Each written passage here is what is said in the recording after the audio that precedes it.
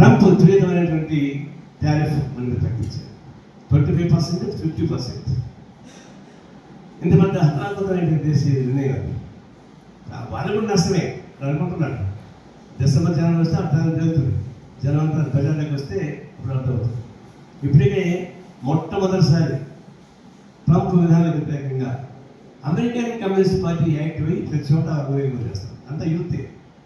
అంతమంది నేను క్యూబా వేస్తే నువ్వు కమ్యూనిస్ట్గా అని చెప్పని నన్ను ఇమిగ్రేషన్ ఆఫీసర్ పెట్టి 3 గంటలు ఇంట్రాగేట్ చేశాను. అంటే కమ్యూనిస్ట్ అంటే అంత భయం.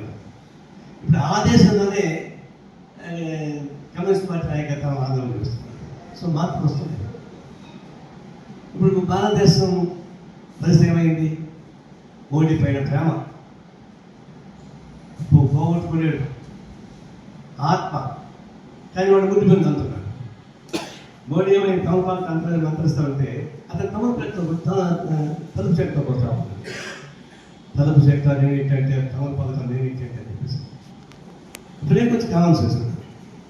మొట్టమొదటి నేను చెప్తున్నాను, మోడీకి వ్యతిరేకమైన ట్రంప్కు వ్యతిరేకంగా అందరి దేశాలతో కూడా సంఖ్యత లేకుండా బ్యాక్వర్డ్ చేయడం అనేది ఆశ్చర్యంగా ఉంది. కానీ మీరేం చేయలేదు భారతదేశాన్ని. పుతిన్ చెప్పాడు మీరేం చేయలేదు భారతదేశాన్ని. ఆ మాట మోడీ వెళ్ళలేకపోయాడు, మమ్మల్ని ఏం చేయలేదని చెప్పేసాడు. ఇంకా బానిస బతిగా పెరుగుతూ ఉన్నాడు. అయినా సరే ఇప్పుడు ఒకవేళ చైనా, సోవియట్ రష్యా, ఉత్తర కొరియా జరిగిన తర్వాత భారతదేశం ప్రత్యక్షంగా కలిసి రాజకీయ పనులు సాగిస్తుంటే దెబ్బకి దేనికి వస్తుంది.